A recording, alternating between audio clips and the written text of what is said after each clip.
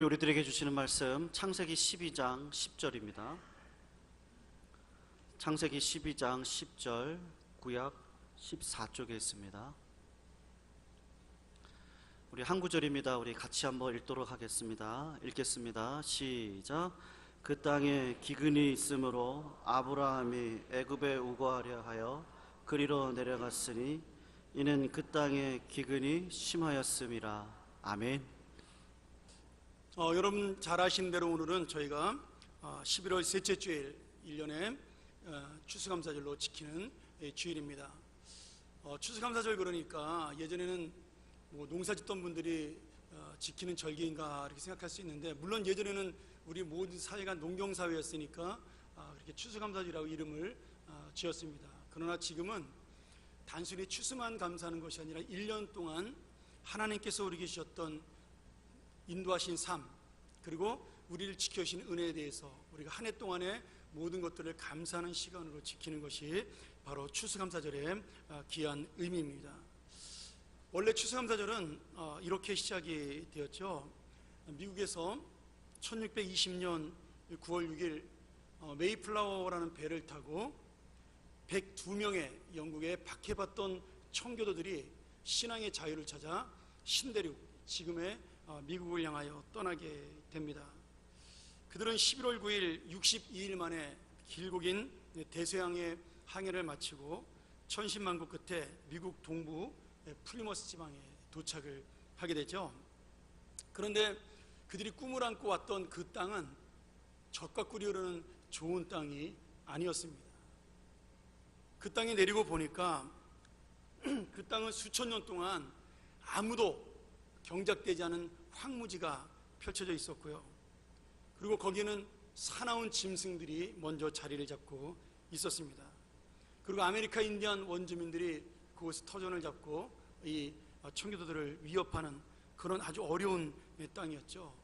더욱이 그들은 겨울이 다 되어 도착을 했기 때문에 한겨울이 어렵게 지은 공동주택이 불이 나면서 전부가 화재로 몰살할 뻔한 어려움도 겪게 됩니다. 그리고 또한 한겨울 동안 폐병이 전염병처럼 퍼지면서 약품이 없는 그곳에서 한겨울이 지나는 동안 46명의 사람들이 죽고, 그 겨울이 지난 후에 56명만 생존하는 그런 어려움을 겪게 되죠. 그렇게 먹을 것이 없고 고통과 괴로움 속에서 1년을 보낸 그 청교도들은 이런 어려움 속에서도 하나님 앞에 1년 동안에 지었던 농산물을 가지고 1621년 가을에 최초로 추수감사 축제일을 지내게 됩니다. 아까 보셨던 사진 중에 그 오른쪽에 있는 사진이 바로 그 첫 번째 추수감사 축제일을 보여주는 그러한 사진이죠. 물론 화가가 그린 그림입니다.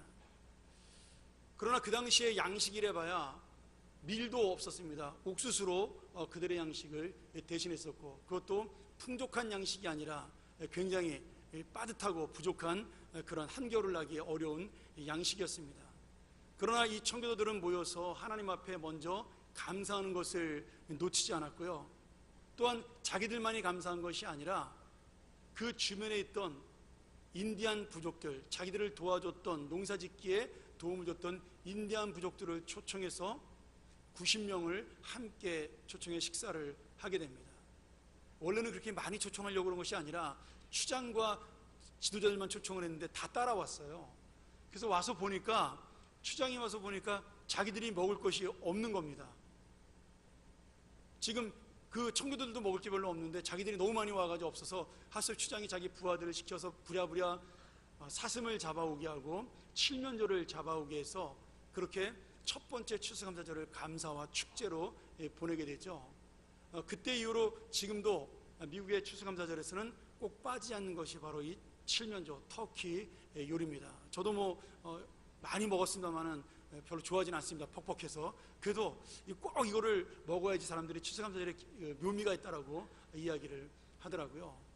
더구나 이 추수감사절을 지낸 그 곳이 어디였냐면, 먼저 자기들보다 세상을 떠났던 그 46명의 묘지 앞에서 이 추수감사절을 지냄으로 우리가 살았던지 죽었던지 하나님 앞에 감사하는 인생이요, 믿음으로 우리는 지금 함께 있다라는 사실을 보여주는 그러한 귀한 예배를 드리게 되었습니다.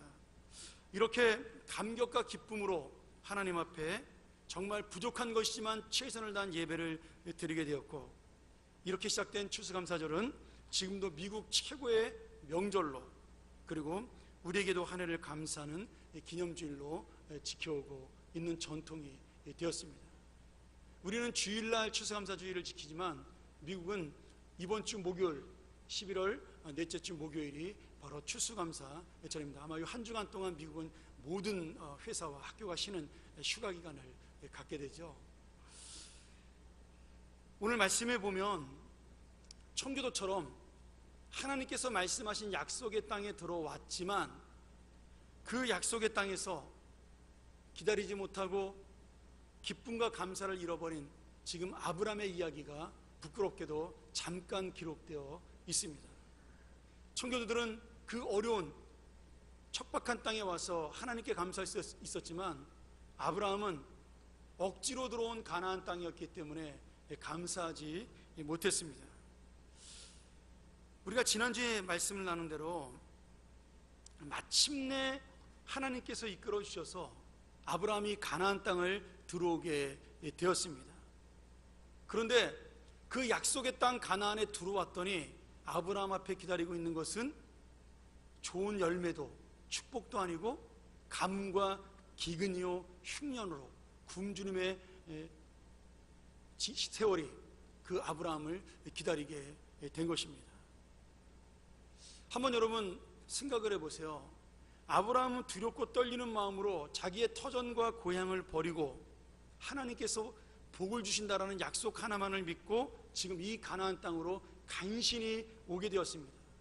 본인이 좋아서 온 것이 아니라 하나님의 강권적인 역사로 오게 되었는데, 지금 자기가 와서 보니까 지금 하늘에서 먹을 것이 떨어지고 복이 내려도 시원치 않을 판인데 오자마자 먹을 것이 없어져 버리는 가뭄과 기근이 그를 기다리고 있었던 겁니다. 아브라함이 가만히 보니까 이게 약속의 땅이고 축복의 땅인 줄 알고 왔더니 무슨 땅이에요? 저주와 걱정과 근심의 땅이 되고 말았습니다. 아브라함이 어떤 마음을 가졌는지 성경에 나오지 않지만 보통 우리가 아브라함이 이 가뭄이 있자마자 기다렸다는 듯이 어디로 도망을 가버려요? 큰 도시 이집트로 도망을 갑니다. 하나님께 물어보지도 않고 가뭄이 오자마자 그냥 떠나버리고 말죠. 그걸 보면서 아브라함 마음속에 어떤 생각이 있었을까요? 분명히 하나님에 대한 원망과 불평의 마음이 있었을 겁니다. 아니, 내가 하나님 말씀 하나 믿고 아무것도 모르는 이 땅에 왔는데 우리 가족들, 이 많은 식구들 다 내가 설득해가지고 간신히 데리고 왔는데, 아니 이게 뭐야?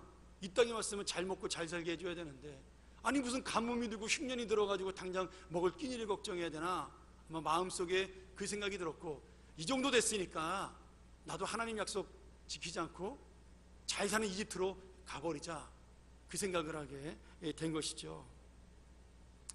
여러분, 이런 아브라함을 보면서 혹시 교회 처음 나오신 분이든 아니면 오래 믿으신 분이든 이거 마치 내 이야기 하는 것 같다, 그런 생각 드는 분 계시는지 모르겠어요. 저도 그 생각이 언뜻 들었습니다. 내가 초신자들이 보면 예수 믿고 새로운 마음으로 살아보려고 그랬더니, 정말 하나님이란 분이 너무 좋다 그래서 믿어보려고 그랬더니 덜커덕 교회 나오자마자 어려운 일을 만나고 고통을 당하게 됩니다. 아니, 내가 지금 건강하고 잘되고 사업도 잘되고 직장도 잘돼서 출세해도 내가 지금 교회를 잘 나올까 말까 한데, 교회를 나오자마자 어떤 사람은 몸이 아프기도 하고요, 사업이 안 되기도 하고요, 다니던 직장을 잃어버리기도 하게 됩니다. 예수 믿으면 뭔가 좋은 일이 생겨야 되는데 나아지는 게 없는 거예요. 오히려 더 힘들고 괴로운 생활이 계속돼가지고 남들이 또 놀리는 거죠. 야, 너 뭐 교회 다니더니 잘 되는 줄 알았더니 그게 뭐냐, 이거 뭐 창피하고 부끄러워서 교회 나왔더니 얼굴을 들 수가 없는 겁니다. 또 오래 믿은 분들 중에 이런 생각이 드는 분도 있죠. 어떤 때는 내가 예수님을 잘못 믿어서 이 모양인가, 이런 생각이 들 수도 있습니다. 예수를 열심히 믿는데 이거 해봐도 안 되고 저거 해봐도 안 되고 다 안 되니까 매일 궁상맞게 사는 게 창피하고 부끄러워서 정말 우리 마음속에도 하나님에 대한 원망이 들 때가 있는 거죠. 그래서 우리도 다 때려치우고 어디로? 아브라함처럼 가고 싶나요? 이집트로 떠나고 싶지 않나요? 여러분, 오늘 말씀을 보면서 우리가 정말 이집트로 떠나는 아브라함이 되기 전에 그래도 한 번만 하나님께 감사하는 마음, 하나님께 기뻐하는 마음을 먼저 가지시고 이 상황 속에도, 이 어려움 속에도, 이 염려와 근심 속에도 하나님은 나와 함께 있다라는 믿음을 한 번만 붙들어 주시기를 소원합니다. 여러분, 지금 이 순간은 어렵고 힘들지만 하나님은 결코 우리를 그냥 버려두시지 않습니다. 하나님의 때가 되는 그날이 오면 하나님께서는 우리의 슬픔을 기쁨으로, 우리의 눈물을 소망으로 바꿔주시는 날이 반드시 온다라는 말씀이죠. 우리가 보기에는 지금 이 시간이 긴 시간처럼 보이지만 나도 모르게 어느새 그날은 나에게 다가와 웃음을 짓게 되는 그 시간, 그때가 반드시 올 것을 믿습니다.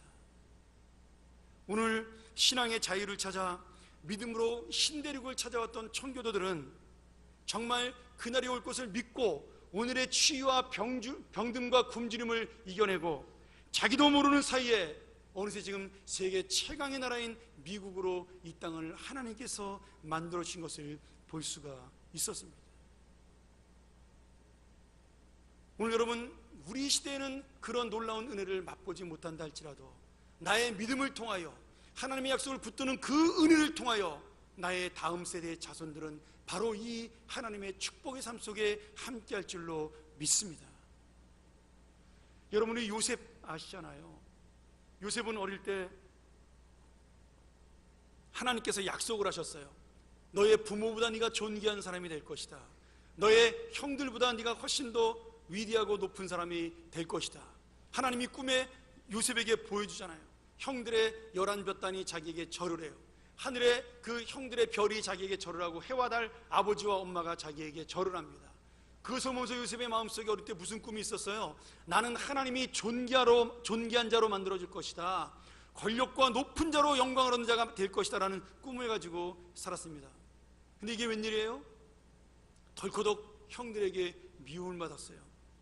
그리고 애굽으로, 이집트로 노예로 팔려가죠.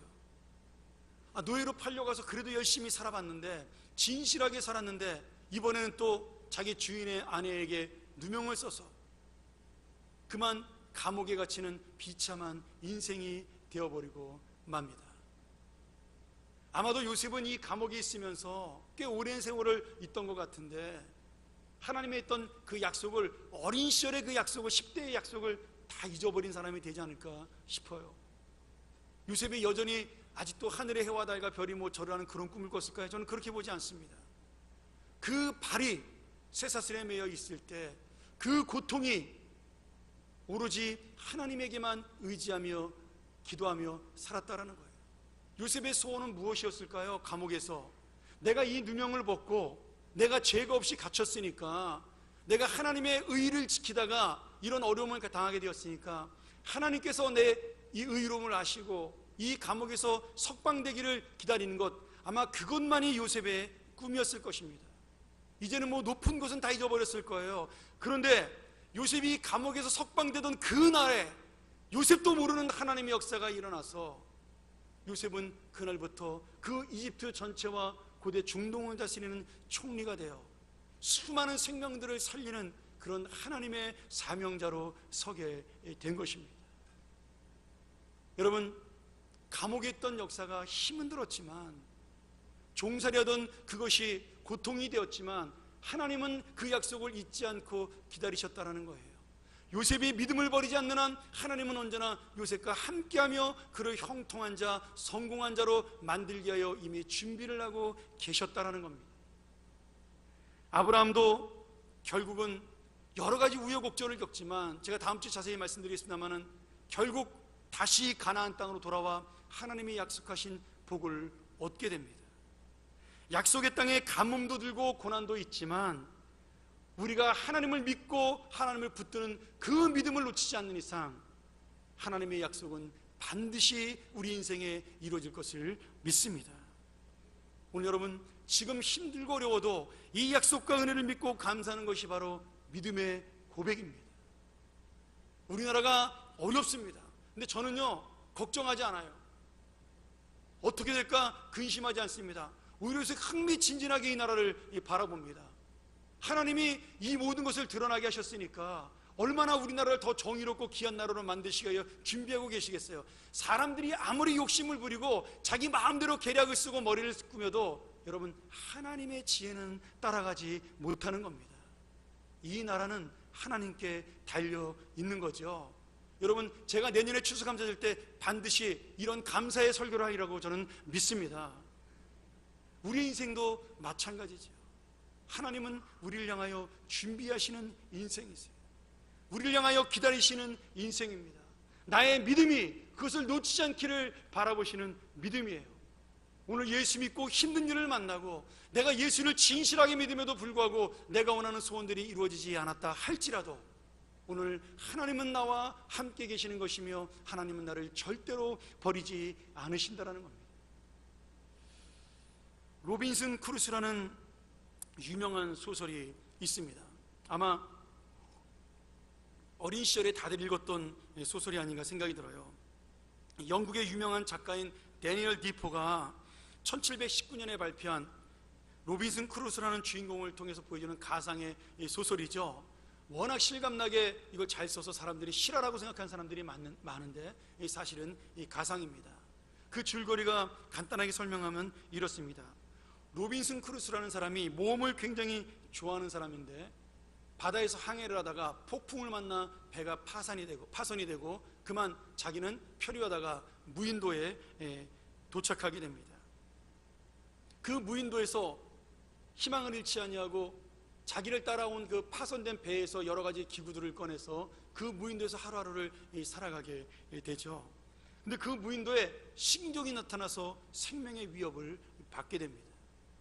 근데 이 로빈슨 크루소는 그런 와중에도 또 식인종에 잡혀 먹힐 뻔한 한 사람을, 프라이데이라는 한 사람을 구해내서 자기의 동료로 삼게 되죠. 그러면서 그 무인도를 탈출하기 위한 희망을 버리지 않고 배를 만들고 준비를 합니다. 그러던 어느 날 식인종을 피해 배를 만들고 어느 날은 또 동물들, 짐승들을 피해 배를 만드는데 어느 날 갑자기 한 배가 그 섬에 도착을 하죠. 알고 봤더니 반란을 일으킨 배예요. 선장들과 지도자들을 묶어버리고 그 선원들이 반란을 일으켰던 그러한 악한 배가 자기 무인도에 도착을 한 겁니다. 그래서 로빈슨 크루소는 이 선장을 도와서 그 반란군을 진압하고 그리고 그 배를 타고 다시 자기의 영국으로 돌아가 자기가 꿈꾸던 그런 모험을 계속하면서 인생을 마친다는 그런 아주 해피엔딩으로 끝나는 그런 소설이죠. 그런데 거기에 보면 로빈슨 크루소가 신앙으로 고백하는 내용이 나옵니다. 이 로빈슨 크루소가 무인도에 이르렀을 때 자기의 노트에다가 칸을 이렇게 반을 그어가지고 여기는 한쪽은 나쁜 일, 한쪽은 감사한 일을 적기 시작을 해요. 희망을 잃지 않기 위해서. 그래서 이렇게 적는 겁니다. 내가 외로운 섬에 던져진 것은 나쁜 것이지만 다른 사람들처럼 바다에 빠져 죽지 않은 것은 감사한 일이다. 내가 인간들이 있는, 사람들이 있는 곳에서 나온 것은 나쁜 것이지만 내가 굶어 죽지 않게 열매가 많은 것은 감사한 것이다. 내가 지금 옷이 없어서 이렇게 헐벗고 있지만 그것은 나쁜 것이지만 옷이 필요 없을 정도로 이 무인도의 날씨가 좋으니 그것은 감사한 것이다. 내가 나쁜 짐승들을 이길 수 있는 무기는 아무것도 없지만 이 섬에 그 나쁜 맹수들이 없는 것은 감사한 일이다. 지금 이 섬에 아무도 없기 때문에 내가 말할 상대가 없어 외로운 것은 나쁜 것이지만 하나님께서 내가 타고 왔던 그 부서진 배를 이 해안가에 보내셔서 그래도 필요한 것들을 구할 수 있으니 이것은 감사한 것이다. 이렇게 적은 거예요.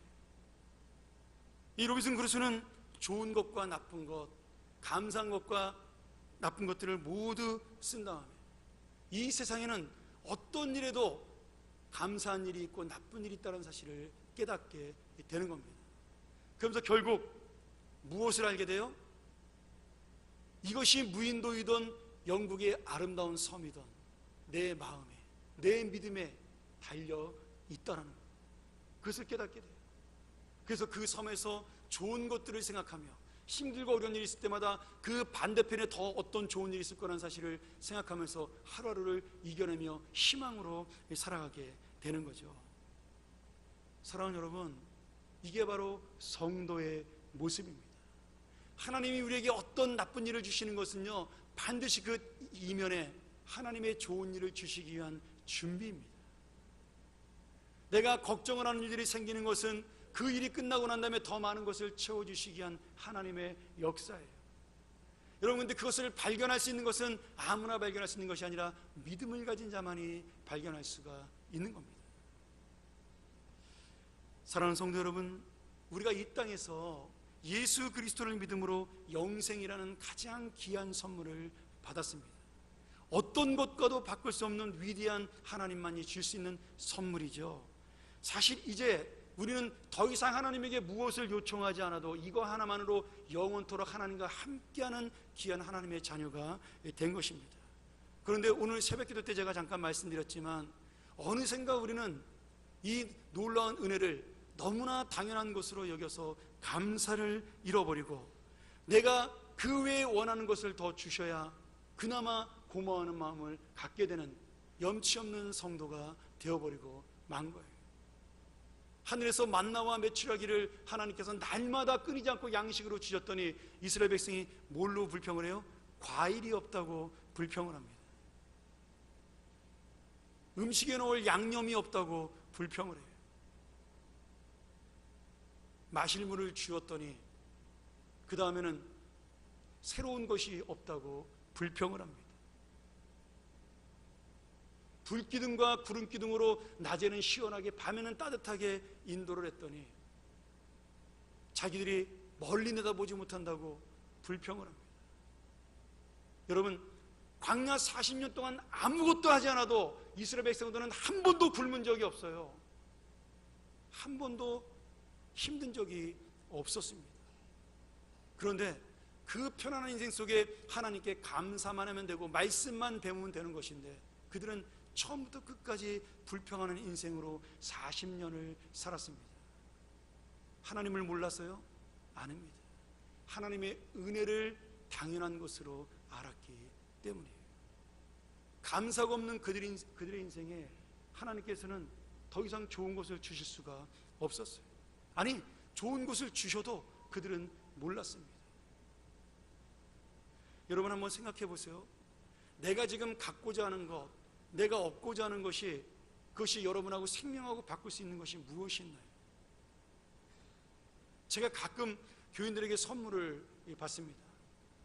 뭐 이렇게 좋은 영양제를 받기도 하고, 그 다음에 겨울에 좋은 약도 이렇게 주시기도 하는데, 뭐 아니면 넥타이도 받기도 하고 어떤 때는 워셔츠도 받기도 하는데, 여러분 그거 받을 때는 좋지만 그거 생명과 상관이 있나요?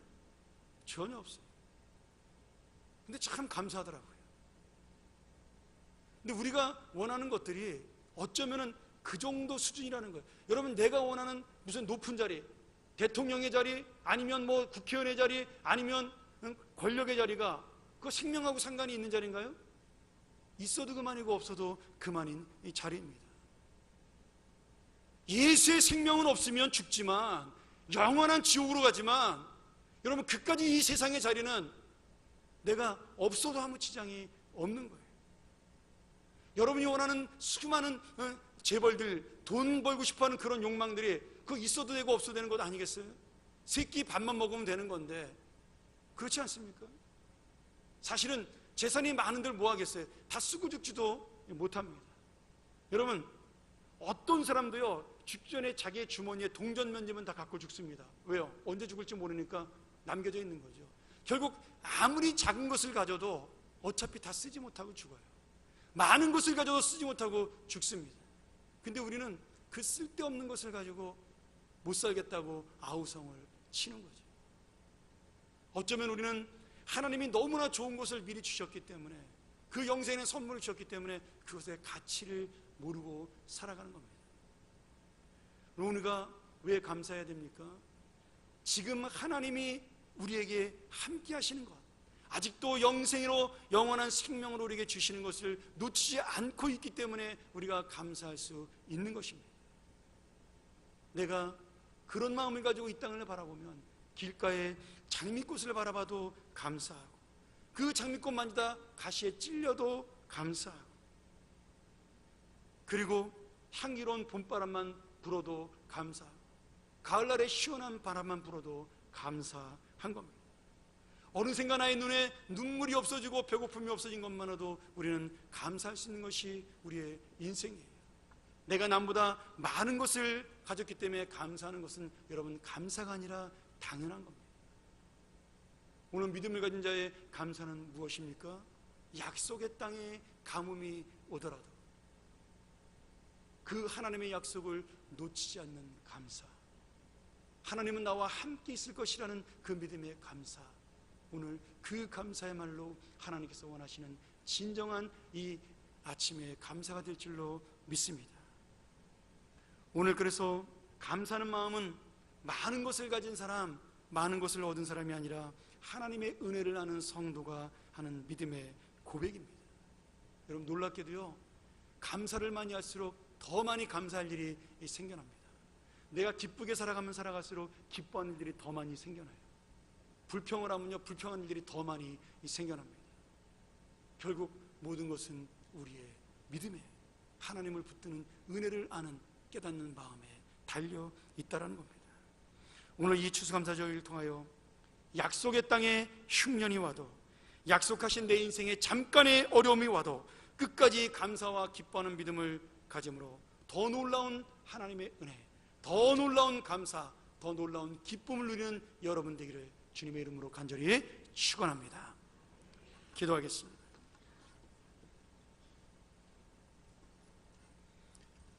하나님 아버지 감사합니다. 오늘 우리에게 귀한 추수감사절을 주시고 감사하는 마음을 놓치지 않도록 인도하심을 감사합니다.